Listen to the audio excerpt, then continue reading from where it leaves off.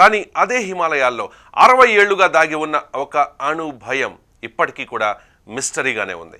చైనాపై గూఢచర్యం కోసం భారత్ సహకారంతో అమెరికా చేపట్టిన ఒక రహస్య మిషన్ ఈరోజు గంగానదికి ముప్పుగా మారిందా?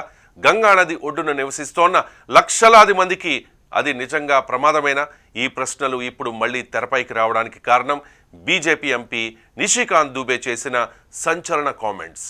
నెహ్రూ, ఇందిరాగాంధీలు సిఐఏకి అనుమతి ఇచ్చారని అమెరికా వదిలేసిన అణు పరికరమే హిమాలయ విపత్తులకు, గంగా పరివాహక ప్రాంతాల్లో క్యాన్సర్ కేసులకు కారణమని ఆయన ఆరోపించారు. ఈ ఆరోపణలకు ఇప్పటివరకు సైంటిఫిక్గా పూర్తిస్థాయి ఆధారాలు లేవు. కానీ ఆ పరికరం గల్లంతైన నిజం మాత్రం అధికారిక రికార్డుల్లో ఉంది. అసలు హిమాలయాల్లో ఏం జరిగింది?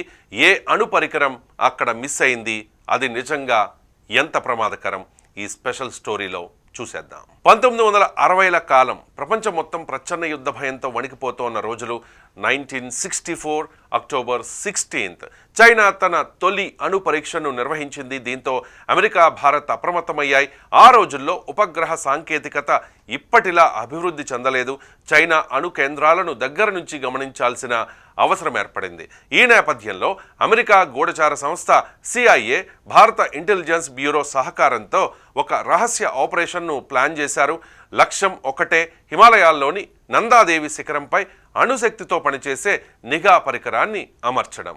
ఈ మిషన్కు భారత నౌకాదళ అధికారి కెప్టెన్ మోహన్ సింగ్ కోహ్లీ నేతృత్వం వహించారు. భారత్, అమెరికాలకు చెందిన పర్వతారోహకులు, నిఘా అధికారులు, అణు శాస్త్రవేత్తలు ఈ బృందంలో ఉన్నారు. ఈ నిఘా పరికరం సాధారణమైంది కాదు.